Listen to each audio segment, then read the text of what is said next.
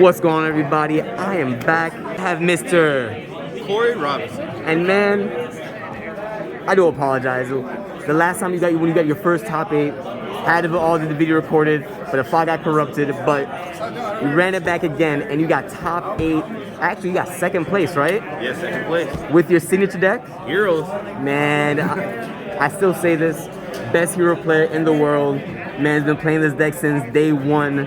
Always upgrading, keeping up with the meta, making sure your deck's always keeping up with everybody else. But let's do some shout outs. You got any shout outs to the world? Yeah, so shout out to all the people that send Prodigy games locals. You know, it really helps. There's a lot of good people that go there, so there's a lot of good testing that you do there. And also shout out to the people that used to go to PPF back in the day. That's my starting round. It's a champ right here, man. The champ, man. Oh, and biggest shout out to I wouldn't be here today without the true protagonist, which is Aldo. He's not here anymore. He truly gave me the belief that I'm able to build a deck that I self-built, and I'm able to do well against the meta. So yeah, man. Big shout out. It shows out a lot. All right, let's get into the list. All right, let's start off. So I'll start with Division Heroes. So I run 3 Forest Supports. So it gives you it's a starter and an extender, so that's a really good card in that situation. Then I play 2 Increase. A lot of hero decks here fluctuate between 1 or 2. The reason I play 2 because I always want to have access to the Forest play. Even if I draw 1, I can just discard it as a fusion material or discard Forest. So it's really good. Then I play 3 Vision Hero Vines. I honestly feel like I said before, Vine is the best normal summon because by itself you can get 2 fusions and 1 card. So I feel like you have to run 3, but I understand why people run 2.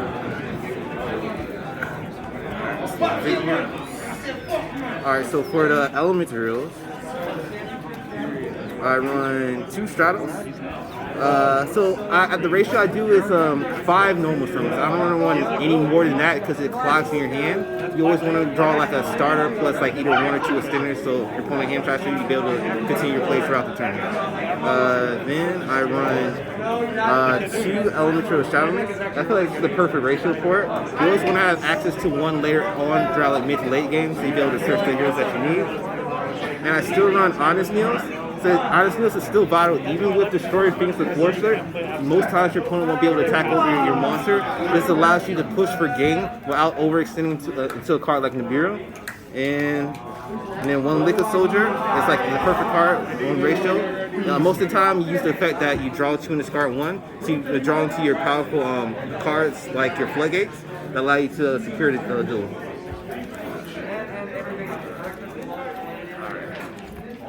So for the Destiny Heroes, I run 2 Malicious, of course. Well, not 2. Then I run 1 Destiny Hero Denier. So even though Malicious is not at 3, I'd rather have 2 Malicious and 1 Denier because that's an extra summon because of Denier. Then I run Plasma. Plasma now for the deck is just like a follow-up. You normally don't summon it turn 1 unless you're forced to. But it allows you to actually break your opponent's board and win the game in that situation.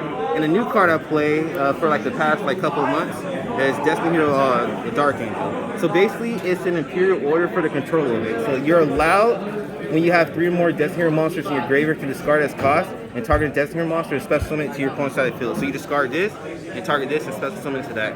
So the reason I'm forced to play it now, the cards like Super Polymerization and Missing Mind are so prevalent in this format that you're forced to play because your deck just outright loses to those cards in general. And you can consistently get this play off.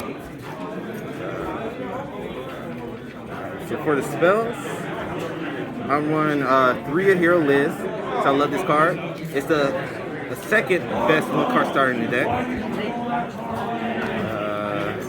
So the actual best 1-card starter deck is Fusion Destiny.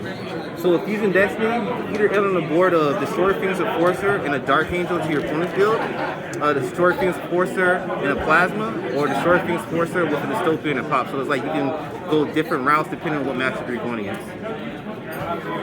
Then I run 3 Mass Chains, because Dark Law, even to this day, is still powerful. Against tiers, if you summon the Dark Law, and they don't have a Dark Ruin War, Super Polymerization, it just outright wins the game. And most of the time, you're going to have Dark Angel to accompany it with it anyway. I run 2 polymerizations. It's necessary for polymerization because most people think it's a brick, but it's also an extender if your opponent stops your play, so you can continue plays afterwards. And for your combos with Dark Angel, you need the second one in most situations. I play 1 Miracle Fusion with Sunrise. For the search cards, I play Emergency Call and 1 Roller. You don't want to clog your deck with multiple Emergency Calls, because if you open up multiple in your hand, your opponent just hand traps or stops your Stratos, then you can't do anything further with that. Alright, so for the board breaking cards, I play 3 Droplets.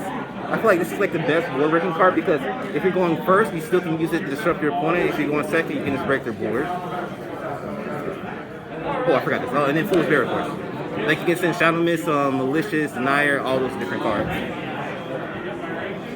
And then also for disruptions as board breaking is 2 Infinite Permanents.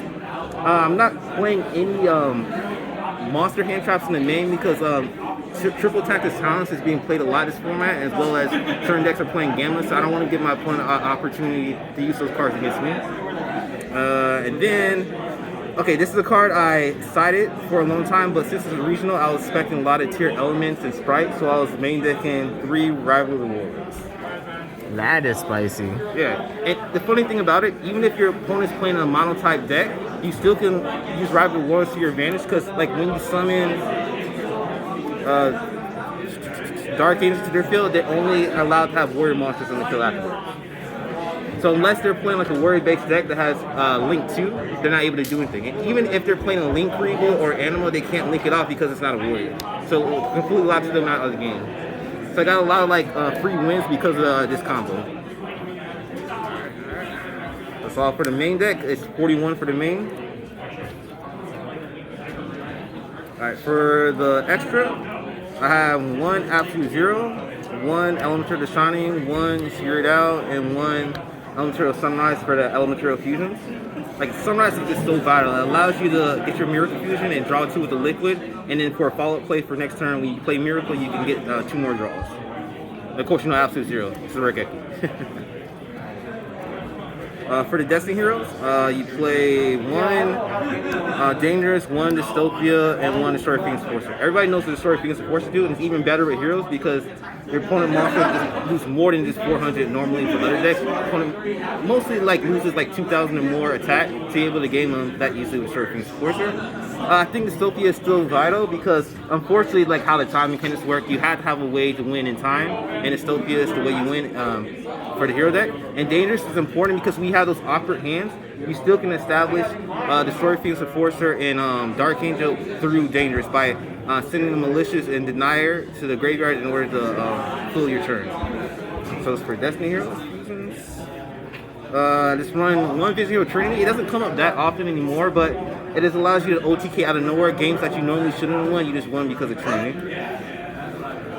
And for the Master Heroes, I run 1 Master Hero Blast and 2 Dark Laws. Blast is essential because anytime your opponent uses a card like Effect Veiler or Infinite Permanence, you can just chain the Mass Change, get the Blast, and if you're going second, it hallows your attack of the opponent's monster and it bounces one of their cards. So it deals with another disruption of theirs before you actually make your initial play of the turn. And then Dark Law, of course, this is a one-sided map for Cosmos. Like most decks at this high are affected by it. Previous format, it wasn't as beneficial because decks like Flunderies, Despias, and Sorcels weren't affected as much. But since Tier Elements is in the format as well as Sprite, especially Tier Elements, Dark Law affects it really much. For the extra heroes, 1 New Driver, Cross Crusader ×2, and Dread Decimator. I feel my of course, everybody say a Cross Crusader is the most important extra hero, but like 1 Driver just allows you to keep recycling your polymerizations, Mass Change, and Miracle Fusions. So you'll be able to go for game by recycling Miracle Fusion playing again. And Dread Decimator is necessary because it's funny, even if your opponent plays Dimensional Barrier, you're still able to OTK them because you have Dread Decimator with Honest Deals and that. Oh yeah, that's the funny thing, like even if your opponent plays Dimensional Barrier, unlike Despias, you still can establish a Plasma, so it still works well under Dimensional Barrier. And for the side deck, so I do play hand traps in the side deck, so I play 2 Ash, 2 DD Crow, and 2 Ghost Silver. I just feel like these are the most versatile ones you can play. I used to like for my locals, I just main them. But like for the regionals, I just needed the rivalry just for the to be able to win against those tier elements and sprite players. Then when I know I'm going first, I put in 2 triple tactics talents. So against decks like Punk, Mathmex, all these decks just play like 12 to 15 hand traps. You have to be able to either extend or take like another hand trap in your hand to be able to make your follow-up place for the turn.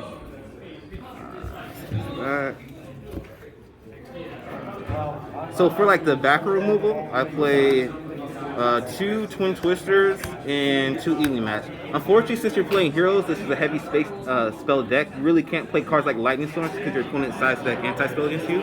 So Twin Twister is really good against those cards. You can just chain it when they activate it. And Evenly Match is just good because a lot of cards like Eldritch, they get beneficial effects for being sent to the graveyard and just banish them. You can also use it against like combo-based decks as well. Combo with droplets. Then for going first cards, I just play 2 anti-spells just along with the rivalries. And when I'm going first, like you just put anti-spell with a Dark Angel, you just like double lock them out spells. And then the 1 rare reboot back. Yes, that's it. I got for real. Yeah. And that'll be it. Well, once again, congratulations on your top 2nd place finish. And Yeah, it was very exhausting. well, you got to get that grind in so we can see you do more in the future, all right, man? I appreciate it, man. All right, take care. All right, peace, guys.